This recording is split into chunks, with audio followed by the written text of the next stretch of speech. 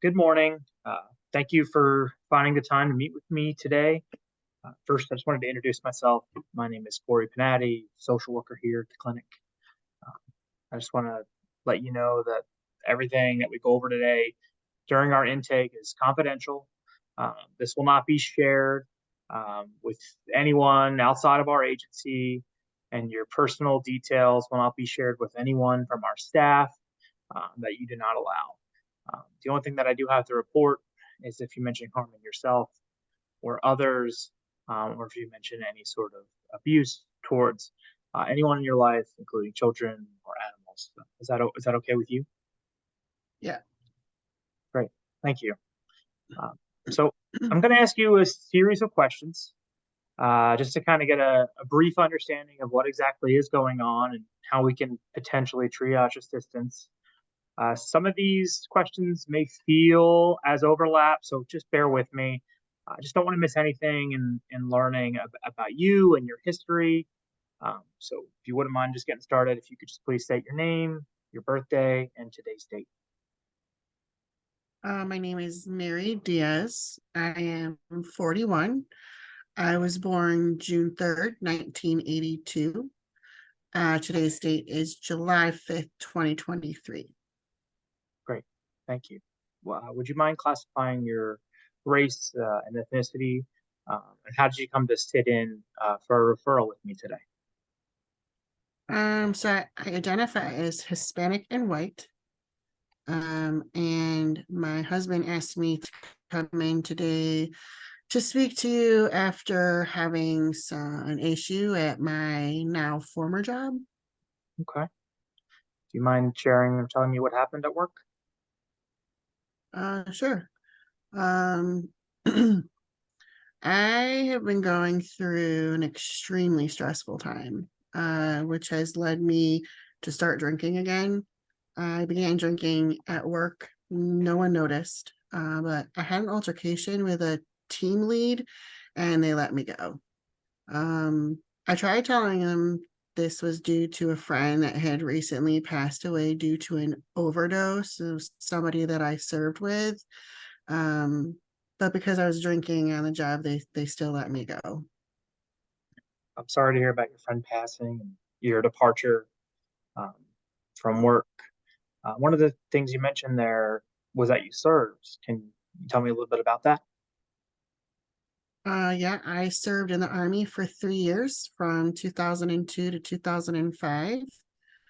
I was discharged with other than honorable conditions, but this was because of an issue that happened with me during my time that I would rather not speak about. Okay, that's totally okay. Uh, you don't have to share anything that you do not feel comfortable with. Um, and if there ever is a point where you do feel comfortable with sharing, I would be happy to listen. Um, can you just tell me what symptoms that you were having when you started drinking again? I was feeling very anxious. I couldn't sleep, and the only thing that would help me sleep was drinking. Uh, I usually start drinking after my husband leaves for work and my daughter is out, like when she goes to school. I don't work many hours due to my anxiety and my issues with authority since my service time. I was breaking out into sweats, and it kind of seemed like vodka was the only thing that would help me feel relaxed. I only work 20 hours a week, so I can hide it most of the time. And I also work at a retail store in the warehouse, so I don't really interact with customers. So I just kept on drinking into my workday, and now it's bleeding into my home life. Can you tell me about your home life? Yeah. I'm married for 10 years. I have a 16-year-old daughter who's in high school. My husband is the breadwinner of the family, but he also served in the army. He's currently in IT. My daughter is a really, really great kid. She is oblivious to everything that's happening, and I really don't want her finding out what I'm going through. Okay, that seems reasonable about her trying to hide it from her, and I understand why. Can you tell me about your parents? Are they still around and present? No, my mom passed away when I was in the military. My dad and I aren't really in touch anymore. Was there something that brought on your lack of relationship with your dad? Yeah, he's an alcoholic too. Um, he didn't believe me when I brought my issues, like about what happened in the military. He thought I was just trying to get out. So he wasn't happy when I did not finish my fourth year of service. He served 12 years in the Navy. That was the thing that brought us close when my mom passed away. But when I could not complete my tour, he began drinking even more. He doesn't live close to me at all, and I'm not sure I even want to bring him back into my life. He's only met my husband a handful of times and my daughter once when she was a baby. I don't think it's worth like bringing the extra stress into my world. My husband, on the other hand, has been a great support system, and I feel like I'm letting him down. You shouldn't feel that way. I mean, all these things kind of have been compounding at once, and it sounds like you have a history of substance abuse, substance disorder, as well as post-traumatic stress from your military related issues. Have you ever seen a psychiatrist or talked to a therapist before? No, I've always just pushed it away. Like I said, I don't like talking with authority. I'm here because my husband asked me to be. Okay, fair enough. Uh, would you mind sharing with me about your educational status and employment history? Sure. I have my high school diploma. I served 3 years and then went directly into a warehouse job. I have worked at three different companies. I took some time to raise my daughter after she was born. I'd like to go to school. I've always had an interest in becoming a physical therapist, but I don't have the money to pay for that. Okay, sounds like something that you're really interested in. Do you currently have any diagnosed medical conditions? I have asthma. The doctors said I have anxiety and they can get me pills for that if I truly felt like I needed it. But honestly, I'm kind of too nervous to take the pills because of my drinking. I don't know like what kind of effect that will have on me. And like I said, I want to be there for my kid. She's my world. That makes total sense, and I appreciate your openness to share about not combining your alcohol and medication because that you are correct and they can cause an opposite effect. Do you have any history of a head injury? No. Do you have any allergies currently? I mean, I'm pretty much allergic to everything outside. But I did not get asthma until I got pregnant with my daughter. But I'm not allergic to any medication or foods. Okay. How often do you currently drink, and do you use any other drugs? Uh, I only drink when no one is around typically, but I can't really function without having like about a pint of vodka a day currently. At home when I'm like in a good place, I'm not I don't I can go without drinking at all. But if I'm like at my husband's family's house for like a barbecue or something, I usually go overboard. And then I feel regret. If there is a vodka when I am out, I am drinking it. Hmm. When did you have your first drink? Probably when I was 16 with my friends. My dad was an alcoholic, so I was able to steal it. And I was an only child, so it was easy for me. He didn't really seem to care. And have you ever received treatment for a substance misuse? No. I've thought about outpatient, but I don't want anyone knowing what's going on. Okay. Are you currently on any medication? Nope. If you count drinking to sleep, but no, I don't take anything else besides my inhaler when needed. Okay. So you mentioned that you haven't been sleeping. So what's been causing you to stay awake through the night? I've had issues sleeping before. Usually my husband can calm me down. With my friend passing away who served with me, I just can't keep my eyes closed without dreaming of them or what happened to us. Okay. Was your friend also a female? Yes. Okay. You mentioned that she passed away by an overdose. Was this something that she planned or was this accidental? It was planned. Have, have you ever had any thoughts of suicide or suicidal behaviors uh, due to any of your past history, military service? Yeah, I have. Um, but I've always just brushed past it because of my daughter and my husband. I don't want to be the type of parent that leaves. Um, I know I struggle, but I know I still need to be here and be present for her. No, I appreciate you being so honest about that. And, it sounds like you just want to be able to be a part of your daughter's life. So it's something that I truly appreciate. You did bring up that you're no longer working, and you had an altercation with authority. Do you have any legal issues that you're currently working on? No, because I served, they just let me go. He put his hands in my face. I do not like when a man puts his hands in my face. It felt unsafe. Regardless of how I was acting, I pushed him to the side because I don't want to deal with him that again. Okay.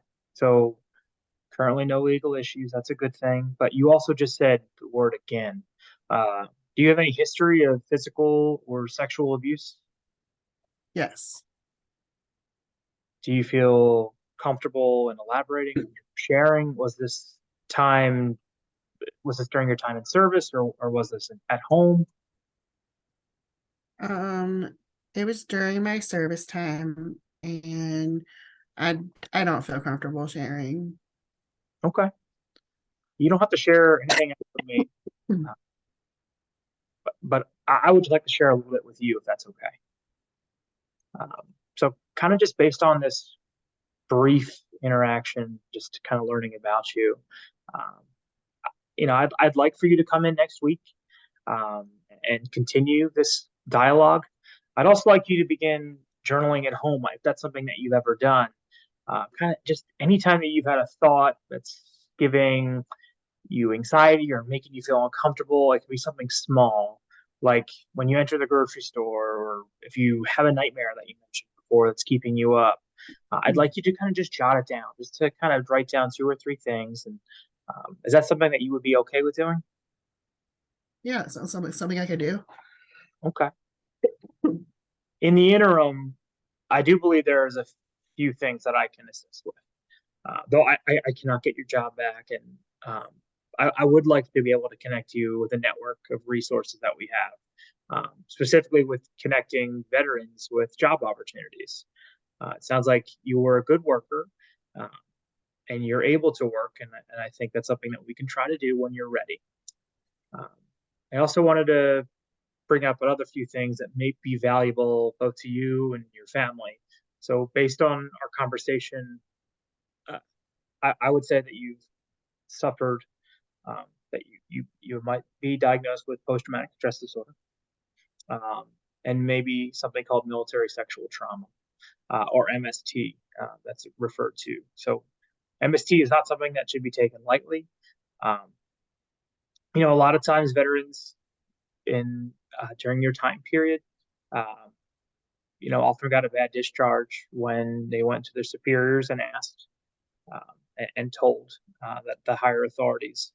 Um, and most of the time, those higher authorities didn't want to deal with the claims, or even believe that that someone will be doing this, and that type of trauma on a male or female veteran.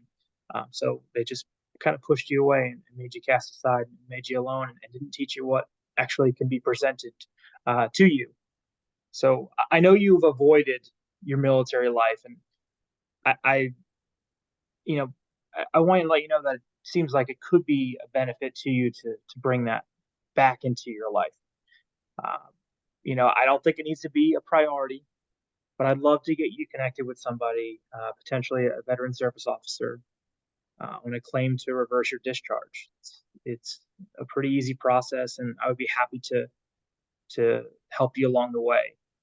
They can also, they just want to hear what's going on. They can also assist in filing a compensation report, which can help you, guide you and get you connected with, doctors with the VA and potentially assist in increasing your income. Because, like I said, it sounds like what we call post traumatic stress disorder, and that can be grown by a lot of things. And you've mentioned, the trigger of your friend passing away, and that's what's been causing this issues currently. So I think, some next steps would be to put your military focus, back into the spotlight, um, and be appreciative of your service time. Do you think that's something I threw a lot at you there? Is that something that I could potentially assist with? Um, I'm reluctant to use the VA for any medical needs. Uh, but I think that I can meet with an officer to help me learn a little more. But what about my drinking? How can we help stop that? So, do you feel like you need to seek treatment at this time, or do you think this is a substance event caused by your outside world? It was totally related, but I do have a drinking problem. I won't go into inpatient because of my kids, but I will do outpatient. Okay. Well, let me refer you to several outpatient programs in the area that I think could really be a good match. Um, I also think speaking with them and myself, we can help stabilize that craving of wanting to drink. Um, and a lot of these issues are correlated, as it seems. Everything seems to be connected. So I want to continue to make those connections, and I will happily get you established with some outpatient programming. Okay, great. Thank you so much. Well, Mary, I do appreciate the time. I think we're going to meet again next week. And if you have any question or anything that pops into your head, um, please feel free to reach out. And if you do have any thoughts that you mentioned of harming yourself and others, please call 911 and then immediately reach out to me. We just want to be present for you. And, you know, please feel free to reach out. I appreciate it. Thank you. Thanks.